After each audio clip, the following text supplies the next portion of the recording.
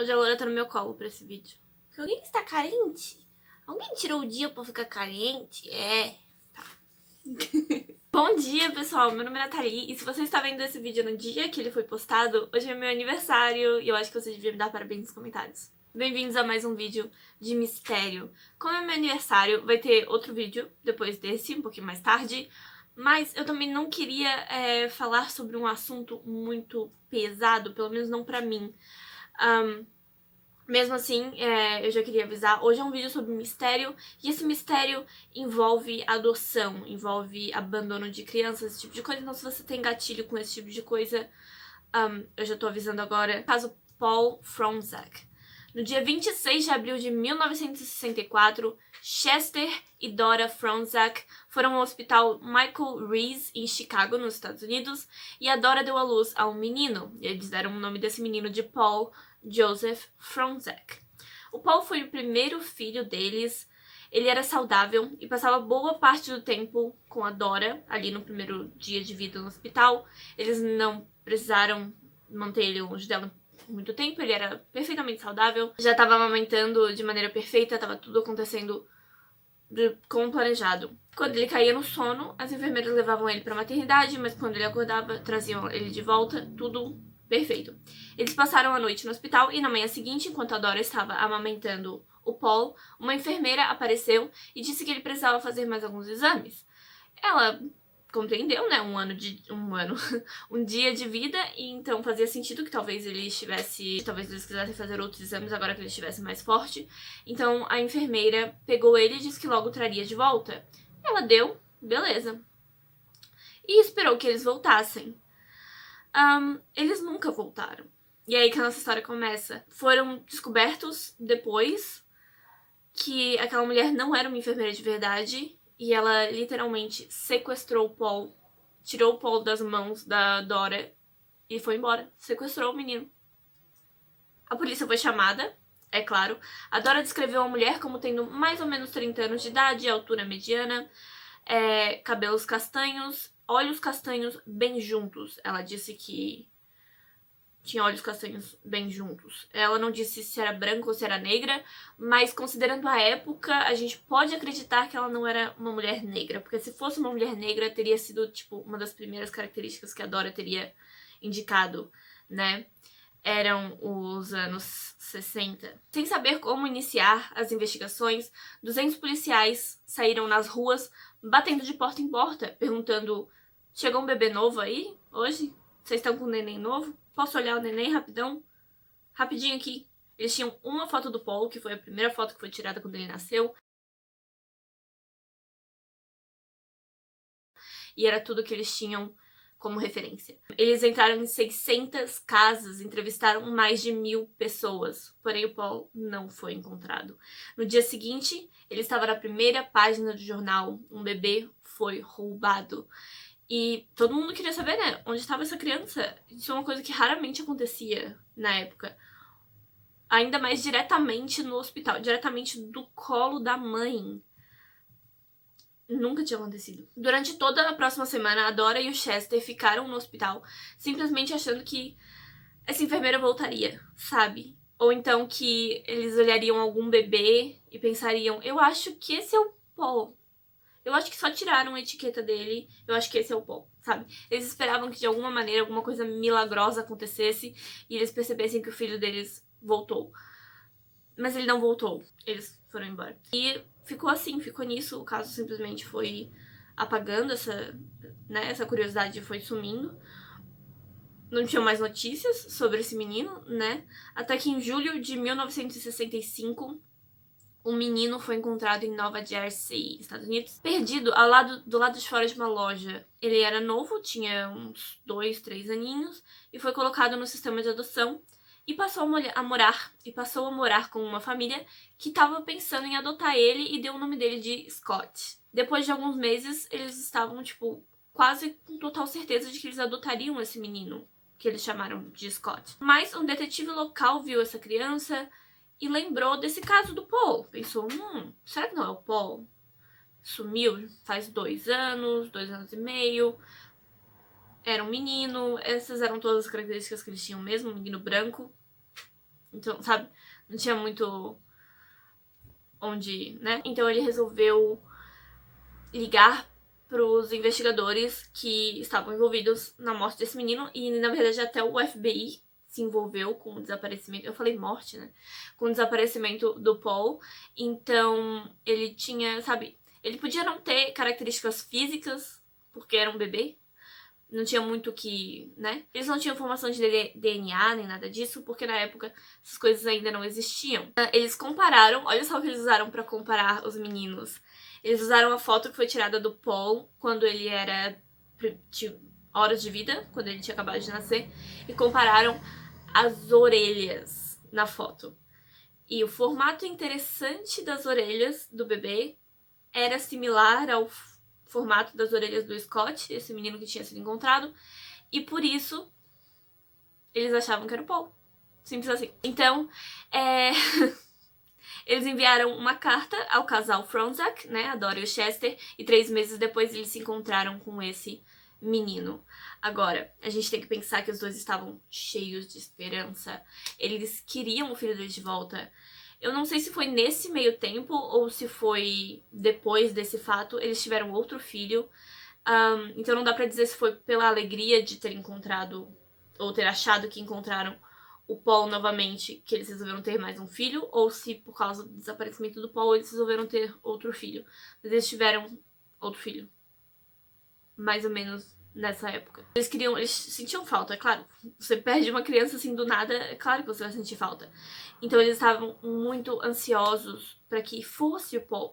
E eles não tinham como provar que não era. Essa era a melhor parte.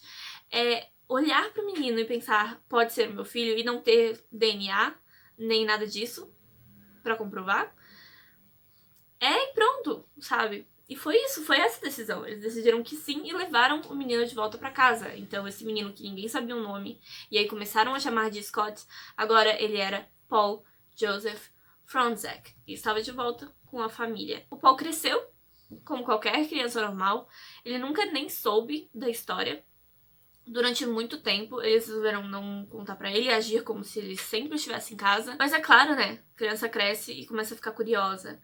Ele diz, até hoje ele diz que os pais dele eram um pouco superprotetores, mas faz sentido, né? E eles eram muito amorosos, eles sempre foram muito amorosos, sempre deram uma ótima educação, tanto pra ele quanto pro irmão mais novo. Quando ele completou 10 aninhos, o Paul encontrou no sótão da casa uma caixa com fotos e jornais e cartas e bilhetes, relatórios policiais até, do desaparecimento de um menino chamado Paul Fronczak. E ele achou estranho, ele não sabia dessa história, né? Então ele foi questionar a mãe dele, e a resposta que a mãe dele deu foi: "You were kidnapped. We found you. We love you. That's all you need to know." Simples assim. Eles não falaram sobre isso durante um tempo. Foi como assim, se essa resposta da mãe tivesse deixado ele perceber assim, tá, ela não quer falar sobre isso, então eu não vou falar sobre isso. E deixa pra lá. Mas é claro que ele começou a notar coisas estranhas. Ele começou a questionar, será que eu realmente sou o Paul que eles dizem que eu sou? Ele percebia que toda a família tinha o rosto... Toda a família, né? O pai e o irmão dele. Mas todos tinham o rosto redondo, a cabeça arredondada.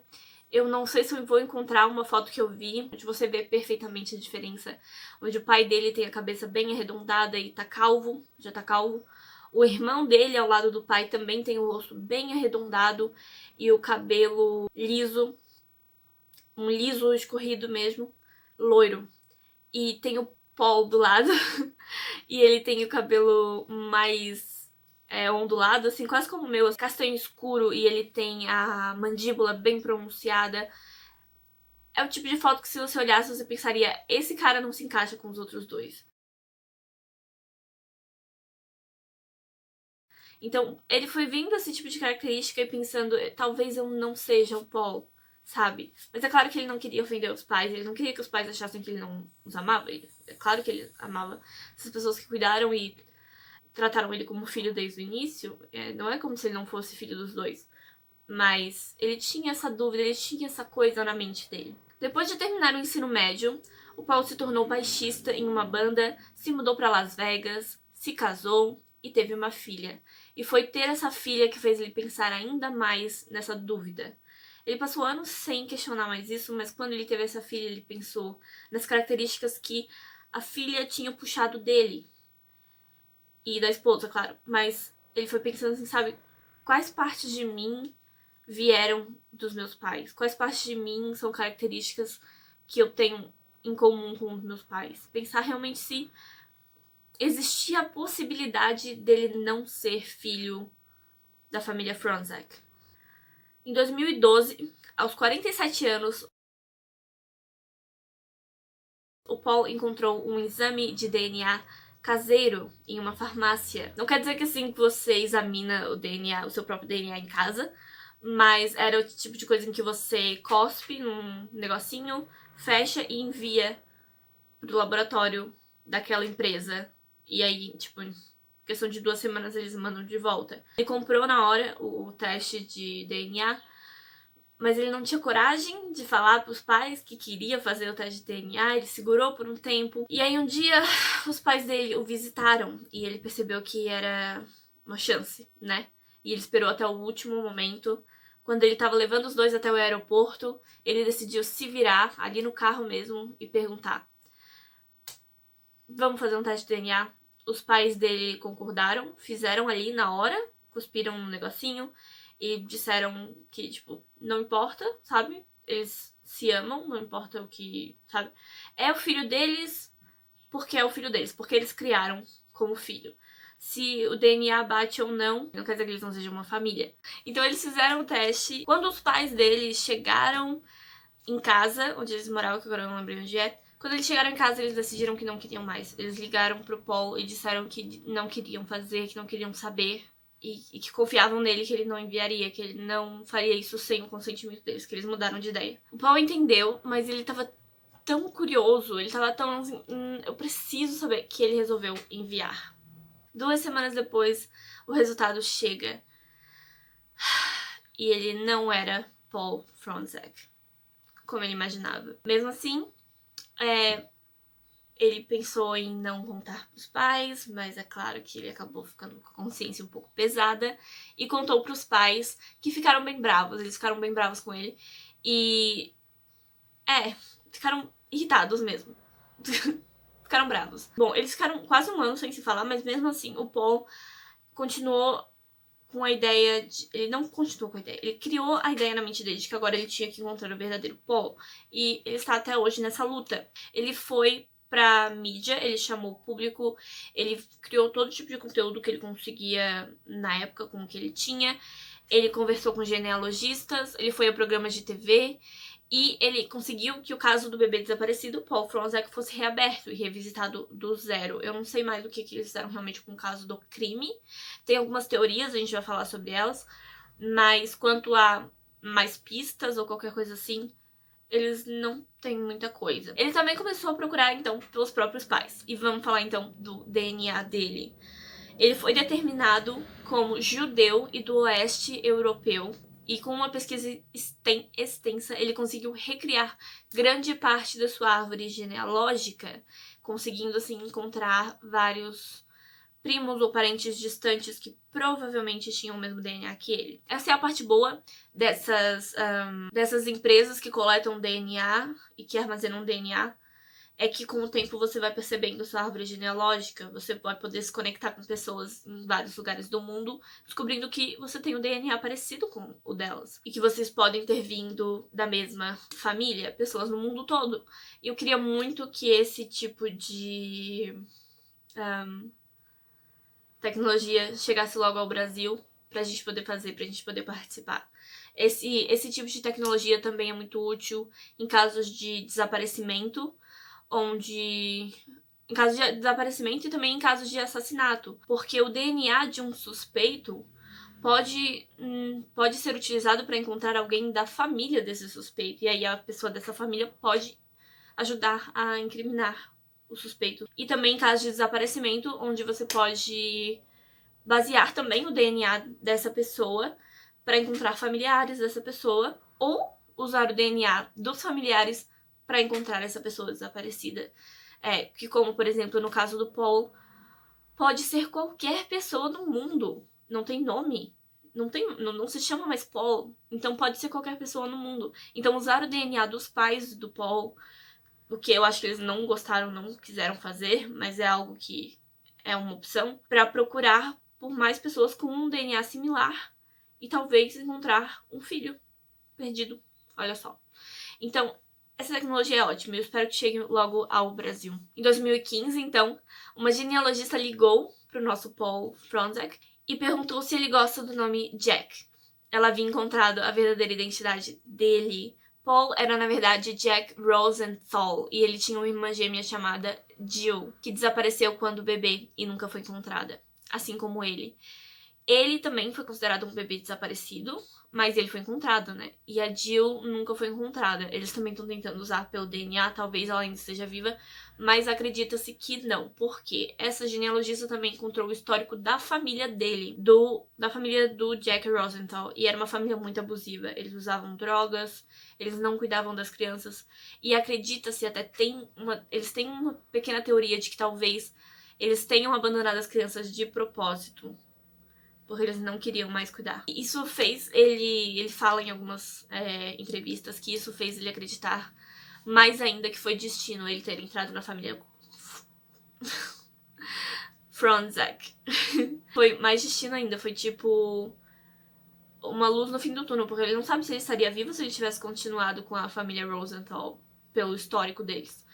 Então, ainda bem que ele foi abandonado e encontrado e acabou entrando na família Fronzak. Tem essa gratidão por isso ter acontecido. Outra coisa que ele descobriu é que ele era 6 meses mais velho do que pensava ser. Ele era 6 vezes mais velho do que o verdadeiro Paul.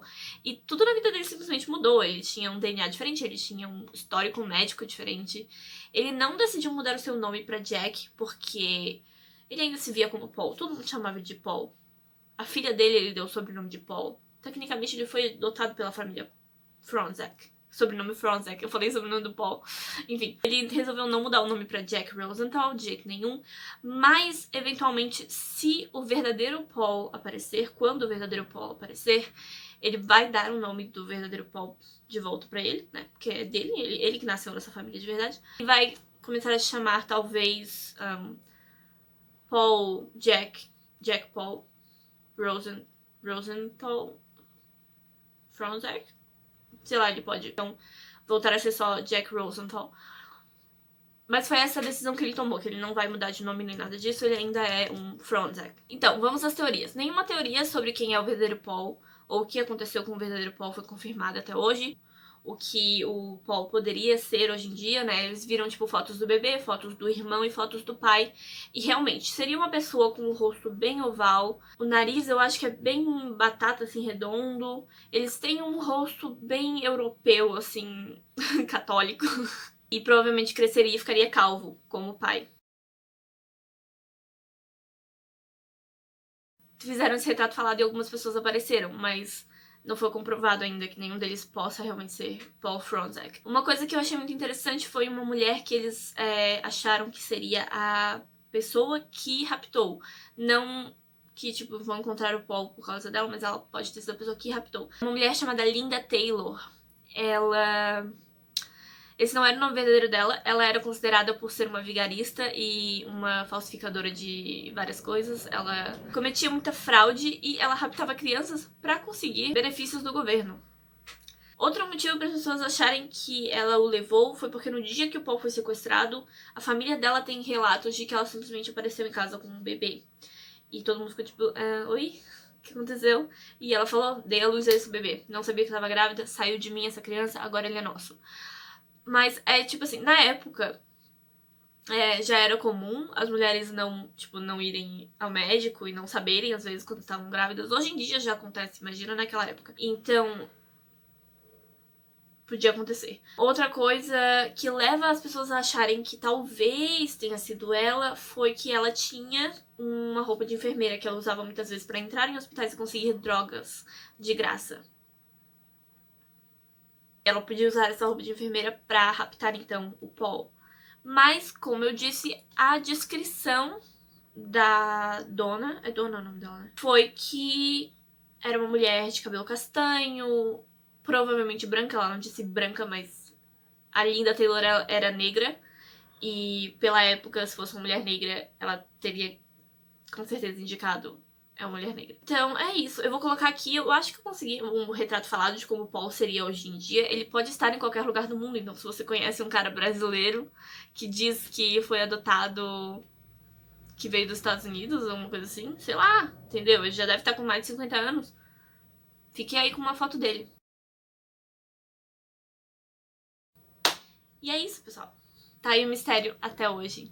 Se você gosta desse tipo de conteúdo, mistérios, casos criminais, jogos de realidade alternativa, esse tipo de coisa, várias histórias interessantes, se inscreve no meu canal, eu tenho vídeos 5 dias por semana. E hoje tem um vídeo a mais porque é meu aniversário. E é mais motivo pra você se inscrever no meu canal e deixar um like nesse vídeo e deixar um comentário bem feliz.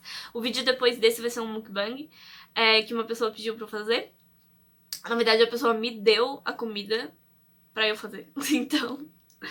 não tem como dizer não, né? Muito obrigada por assistir, muito obrigada pelo seu like, pelo seu comentário, muito obrigada por se inscrever no meu canal. Eu passei de 100 inscritos recentemente e isso me deixa muito feliz, muito orgulhosa. E eu espero que a gente possa crescer mais e mais e que eu possa trazer mais e mais histórias interessantes pra vocês aqui. Muito obrigada por assistir. Eu vejo vocês daqui a alguns minutos, né? Eu vejo vocês daqui a pouco, no próximo vídeo. Tchau!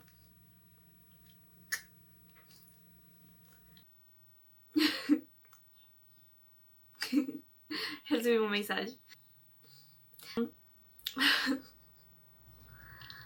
É sempre quando eu tô gravando. Então... ah, tá.